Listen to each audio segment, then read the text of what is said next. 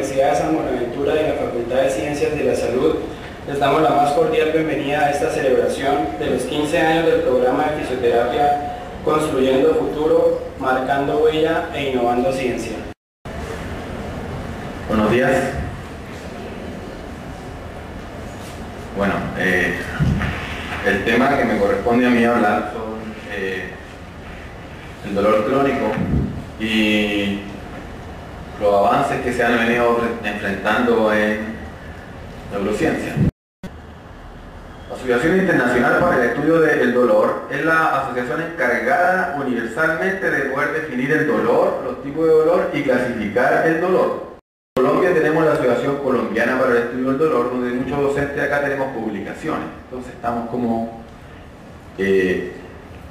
estrechamente relacionados con el dolor, ¿ya?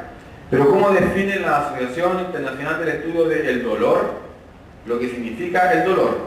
La Asociación Internacional se juntaron en un grupo subtaxonómico e indicaron que el dolor es una experiencia sensorial y emocional generalmente desagradable asociada a un daño tisular real y además potencial descrita en términos de dicho dolor. Lo que importa a mí de la clasificación para la parte de la fisioterapia es que el dolor puede ser un daño real o un daño potencial.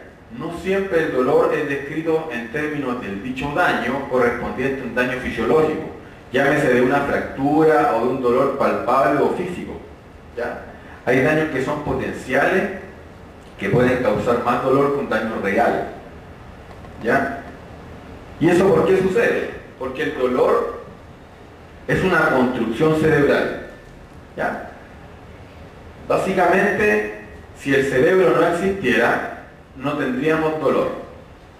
Todo lo que el cerebro lo interpreta como una amenaza es interpretado como un dolor. Independiente del proceso nocioceptivo que se produzca, todo el proceso en la periferia que se produzca y que pase por todas las vías neurosensitivas y que vayan a llegar hacia el tálamo y se distribuyen hacia el cerebro, si el cerebro indica que eso no es causal de dolor, no es dolor, ¿ya? En el 100% de las veces, el dolor es el que decide si algo duele o algo no duele. Entonces, ¿qué sucede con esto?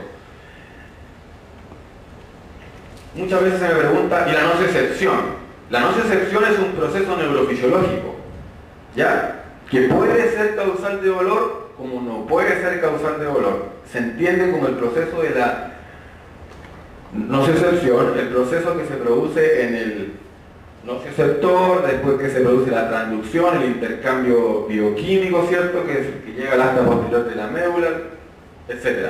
Si el cerebro interpreta como que eso no es dolor, no tendría por qué ser dolor, porque el 100% de las veces el cerebro es el que decide si algo duele o algo no duele.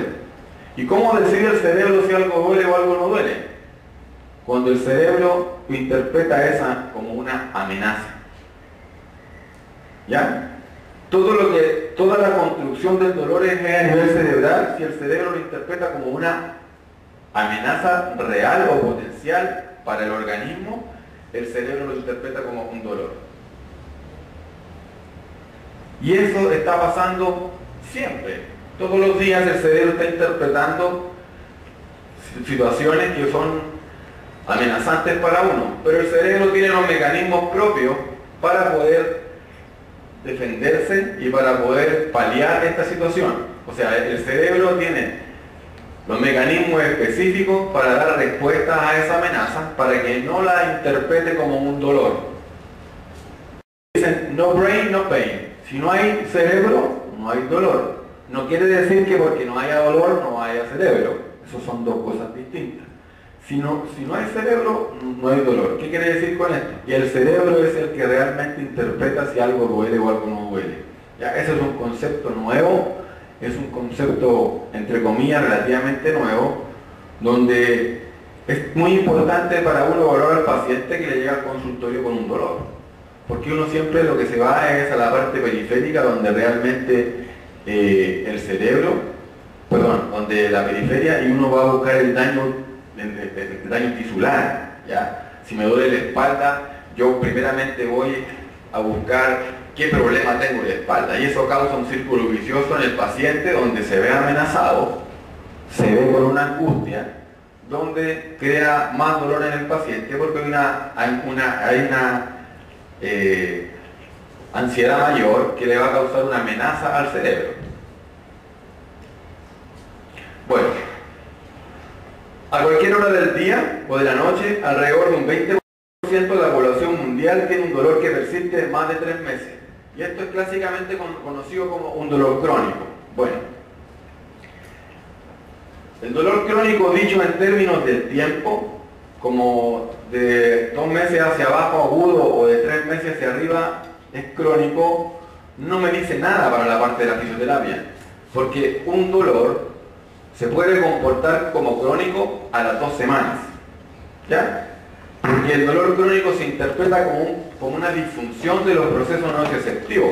Hablamos de una disfunción periférica o una disfunción central, una sensibilización periférica o una sensibilización central. Entonces un paciente a las 2 o a las 3 semanas puede tener una disfunción del nociceptor. Se produce una disfunción dentro del intercambio de la membrana plasmática, del intercambio iónico de la membrana plasmática del nociceptor. Entonces eso se puede dar a las 2 a las 3 semanas.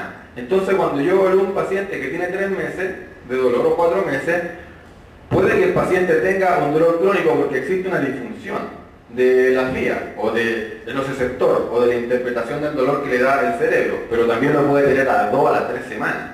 Entonces el dolor basado en cuanto al tiempo no es por lo menos muy recomendable al hacer una evaluación clínica con el paciente. Cuando el dolor es crónico y horrible, duele porque el cerebro de alguna manera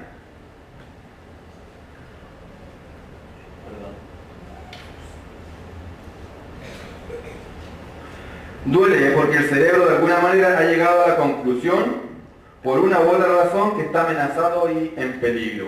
O sea, el cerebro lo va a interpretar de esa manera. Pero ¿dónde está la clave de esto? La clave está en descubrir por qué el cerebro ha llegado a esa conclusión. Entonces vemos pacientes, por ejemplo, con enfermedades crónicas clásicas como fibromialgia, que el problema siempre se ha buscado o se ha invertido todos los recursos económicos en buscar la causa de la fibromialgia. Y la causa de la fibromialgia es una causa multifactorial, ¿ya? Si la causa de la fibromialgia para un paciente determinado puede ser el contexto social, puede ser el contexto emocional o el fisiológico, va a depender de cada paciente. El problema que uno tiene que tratar de descubrir con el paciente crónico es que la clave está en por qué el cerebro está llegando a la conclusión de que eso le tiene que doler y causar una alteración para que sea un dolor crónico. Esa es la clave más relevante. Acá podemos ver unos ejemplos clásicos donde la intensidad del dolor que se experimenta no está relacionada directamente con la cantidad de daño que ha sufrido el tejido. Entonces, si el cerebro no interpreta que algo debe doler, al paciente no le va a doler. Y lo podemos ver acá. En ese caso, el paciente no está aguantando dolor o no está dejando de sentir dolor. Solamente que su cerebro no está interpretando que lo que le está pasando a él le debe doler. Se está produciendo igualmente un daño fisiológico, hay un proceso inflamatorio, hay una estimulación de los canales, hay una estimulación de los nociceptores, hay un proceso nociceptivo que se está generando en esos pacientes, en esas personas, pero el cerebro no está interpretando que debe tener dolor.